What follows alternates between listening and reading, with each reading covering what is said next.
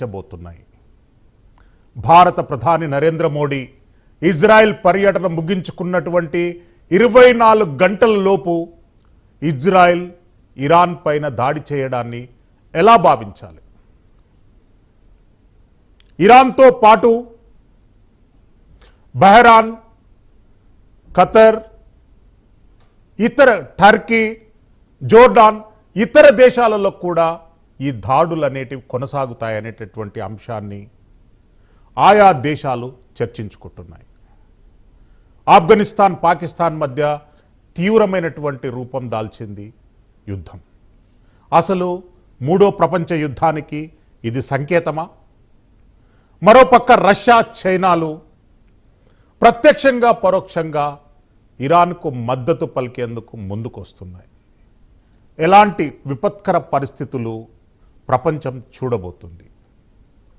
అసలు America, Israel Iran పైన ఎందుకు దాడి చేశాయి అనేటటువంటి అంశంపై ఈరోజు ప్రైమ్9 న్యూస్ ప్రైమ్ టైం డిబేట్ కొనసాగుతుంది. మనతో పాటు కారుమంచి ప్రశాంత్ గారు, సిటిజన్ ఇజ్రాయెల్, అదేవిధంగా అక్కడ సామాజిక కార్యక్రమాలలో ఎంతో నిమగ్నంగా ఉండేటటువంటి ప్రశాంత్ గారు మనకి ఈరోజు ఇజ్రాయెల్ నుండి డైరెక్ట్గా లైవ్ డిబేట్లో పాల్గొనడానికి వచ్చారు. Welcome to prime nine news Prashanth గారు.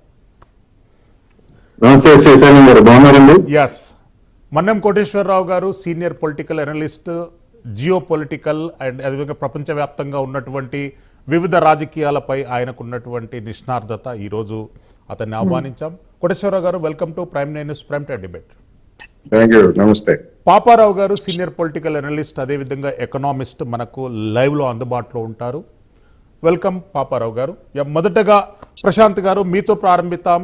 ఇజ్రాయెల్ ఇరాన్ పైన దాడి చేస్తుంది అనేటటువంటి అంశాన్ని గత కొన్ని రోజుల నుండి ప్రపంచ మీడియా మొత్తం అభివర్ణిస్తుంది. కారణాలు ఏంటి? అంటే వితౌట్ వార్ ఆల్సో కొన్ని సంప్రదింపులు జరిపేటటువంటి పరిస్థితులు కూడా ఇరాన్ కల్పించింది.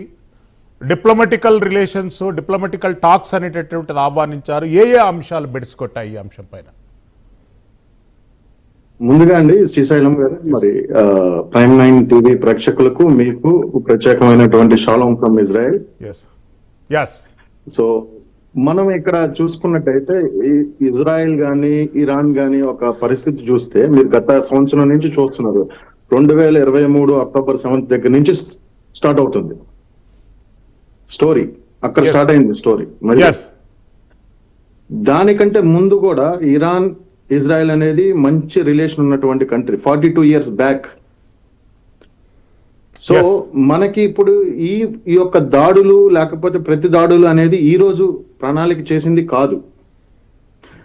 మనం ఇక్కడ చూడాల్సిన విషయం ఏంటంటే, ఒక అరబ్ లీగ్ అంటే అరబ్ రిజిమ్ వాళ్ళ చేతికి న్యూక్లియర్ పవర్ కనుక వెళితే పిచ్చోడి చేతిలో రాయిలాగా ఎవరినైనా సరే, ఇప్పుడు మీరు చూడండి, పొద్దున్నే యుద్ధం అనేది స్టార్ట్ అవ్వగానే ఫస్ట్ బహ్రెయిన్ మీద, ఆ తర్వాత మళ్ళీ యుఏఈ మీద, ఆ తర్వాత ఇజ్రాయెల్ మీద.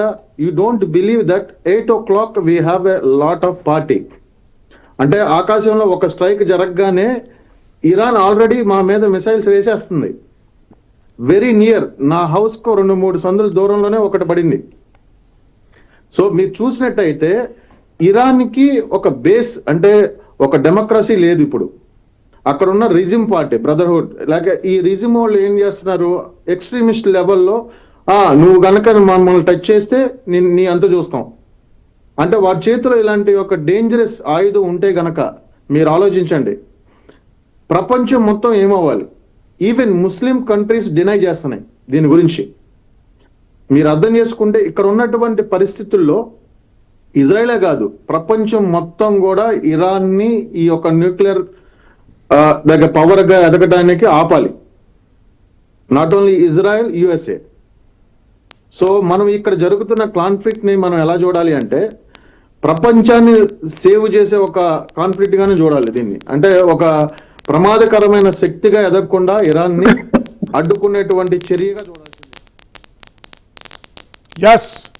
కోటేశ్వరరావు గారు, భారత్ ఎలాంటి పాత్ర పోషించే అవకాశం ఉంది టోటల్ కాన్ఫ్లిక్ట్ లోపల?